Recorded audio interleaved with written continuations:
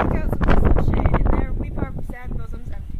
Let us rather hold fast the royal sword, and like good men, bestride our downfall and burn them. Each new morn, new widow's howl, new orphan's cry, new sorrow strike heaven on the face, that it resounds as if it felt with Scotland and yelled out like syllable of the Lord. What I believe I'll wail, what no believe, and what I can redress, as I shall find the time to friend I will. What you have spoke, it may be so perchance. This tyrant whose sole name was to our fault, was once thought honest, you have loved him well. He hath not touched you yet, I am young, and something, you may deserve of him through me, and wisdom to offer up a weak poor innocent lamb to appease an angry God. I am not treacherous, but Macbeth is. A good and virtuous nature may recoil in an imperial charge, but I shall crave your pardon. That which you are my thoughts cannot transpose. Angels are bright still, though the brightest fell. Though all things foul will wear the brows of grace, and grace will still look so. Yet I have lost my hopes. Perchance, even there where I did my doubts. Why and how those precious motives, those small ones alone, without leave taking, I pray you, let not my jealousies be your dishonor, my own safeties. You may be rightly just, whatever I shall think. Bleed, bleed, poor country, great tyranny, lay thou thy base assured, for goodness dare not cheek thee. Where thou thy wrongs, the title is afeard. Fare thee well, Lord. I would not be the villain that thou thinkst for the whole space that's in the tyrant's grasp, and the rich east to boot. Be not offended. I speak not as in absolute fear of you. I think our country sinks beneath the yoke. It weeps, it bleeds, and each new day a gash is added to her wounds.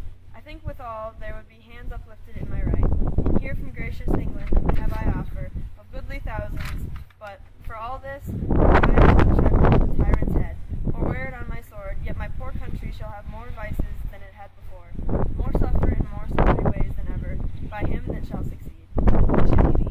It is myself, I mean, in whom I know all the particulars of vice so grafted, that when they shall be opened, black Macbeth will seem as pure as snow, and the poor state esteem him as a lamb, being compared with my confineless harms. Not in the legions of horrid hell can become a devil more damned and evils to top Macbeth. I grant him bloody, luxurious, avaricious, false, deceitful, sudden, malicious, suspect of every sin that has his name, but there's no bottom, none. In my voluptuous, your wives, your daughters, your matrons, and your maids could not fill up the cistern of my lust, and my desire all continent impediments would overbear that did oppose my will. Better Macbeth than such an one to reign. Boundless in temperance and nature's tyranny, it hath been untimely and emptying of the happy throne to follow many kings. But fear not yet to take upon you what is yours. You may say your pleasures in this spacious plenty, and yet seem cold. The time you may so quickly.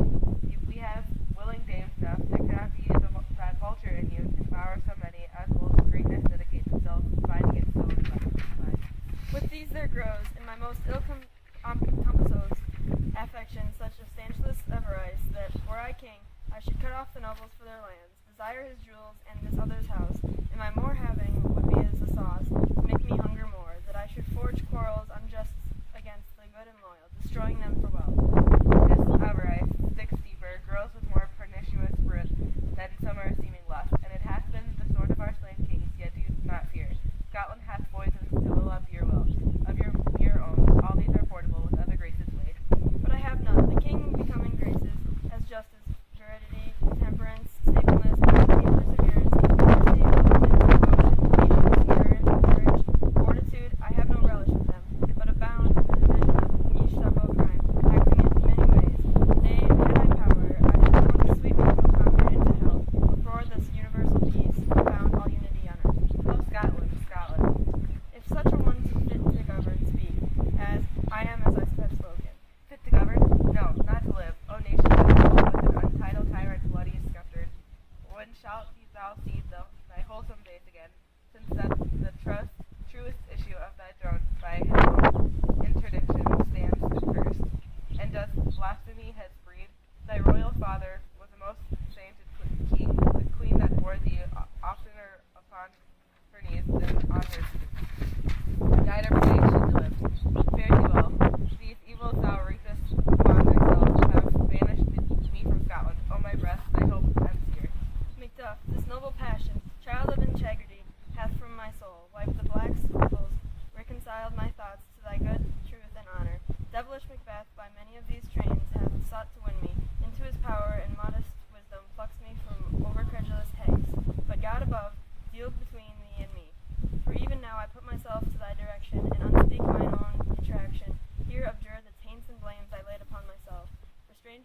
nature, I am yet unknown to woman, never was forsworn, scarcely have coveted that was my own.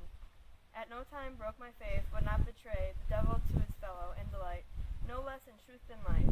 My first false speaking was this upon myself, what I am truly, is thine and my poor country's to command, whither indeed before thy here approach, old Syward with 10,000 more like men, already at point, was setting forth, now will together, and the chance of goodness, be like our warranted quarrel. Why are you silent? Such welcome and unwelcome things at once. 'Tis hard to reconcile. Well, more anon. Comes the king forth, I pray you? Aye, sir. They're a crew of wretched souls that stay his cure. Their malady convinces their great essay of art, but at his touch, such sanctity hath heaven gives his hand. They presently amend. I thank you, doctor. What's new today's evening? It's called Miracle, a most miraculous work in this good king, which often since my here remain in England, I have seen him do, how he solicits heaven, self best knows, but strangely visited people, all swollen and ulcerous, pitiful to the eye, the mere despair of surgery he cures, hanging a golden stamp around their necks, put on with holy prayers, and unspoken. The succeeding royalty he leaves, the healing benediction, the stranger he has a heavenly gift of prophecy, and sundry blessings hang about his throne, that speak beautiful words. Comes here. My countryman, but yet I know him not. My ever gentle cousin, welcome hither. I know him now, good God. The times remove the means that make us strangers. Sir, amen. Stand Scotland where it did. Alas, poor country, almost afraid to know itself, it cannot be called our mother, but our grave, where nothing but who knows nothing is once seen to smile, where sighs and groans and shrieks that rend the air are made not marked, where pain and sorrow seems a modern ecstasy. The dead man's knell is there scarce asked for who, and good men's lives expire before the flowers in their caps, dying or ere their basic. What relation? Too nice, too true. What's the newest grief? That of an hour's age doth hiss the speaker, each minute teems a new one. How does my wife? Why well? And all my children? Well too. The tyrant has not battered at their peace, No, they were well at peace when I did leave. but not a niggard of your speech. How goes? When I came hither to transport the tidings, which I have heavily borne, there ran a rumor of many worthy fellows that were out, which was to my belief witness the rather, for that I saw the tyrant's power afoot. Now is the time of help. Your eye in Scotland would create soldiers, make our women fight, to doff their dire distresses. Be it their comfort. We are coming thither. Gracious England hath lent us good Syward and 10,000 men. An older and better soldier, none that Christendom gives out. What I could answer, this comfort with the like, but I have words that will be held out in the desert air where hearing it should not last. What concerns they? The general cause, or is it a free grief due to some single breast? No mind that's honest, but it shares some woe, though the main part pertains to you alone. If it be mine, keep it not from me. Quickly let me have it. Let not your ears despise my tongue forever, which shall possess them with the heaviest sound that ever yet they heard. I guess at it. Your castle's surprise, your wife and babes, savagely slaughtered, to relate the manner, were on the quarry of these murdered deer, to add the death of you. Merciful heaven! What man? Never put your hat upon your brows. Give sorrow words. The grief that does not speak whispers the overfraught heart and bids it to break. My children too, Wife, children, servants, all that could be found. and I must be from thence. My wife killed too. I have said. Be comforted. Let's make us medicines of our great revenge to cure this deadly grief. He has no children. All my pretty ones. Did you say all? Oh, hell, say all. What, all my pretty chickens and their dam at one fell swoop? Dispute it like a man. I shall do so, but I must also feel it as a man. I cannot but remember such things that were most precious to me. Did heaven look on any and what not take their part? Sinful Macduff, they were all struck for thee, not that I am, not for their own dimmer rights, but for mine. Fell slaughter on their souls. Heaven rest them now. Be this the whetstone of your sword. Let grief convert to anger.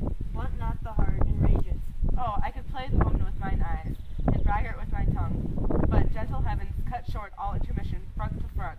Bring thou this fine fiend of Scotland and myself, within my sword's length set him. If he escape, heaven forgive him too. This tune goes manly. Come, we go to the king. Our power is ready. Our lack is nothing but our leave. Macbeth is ripe for shaking, and the powers above put on their instruments. Receive what cheer you may. The night is long that never finds the day.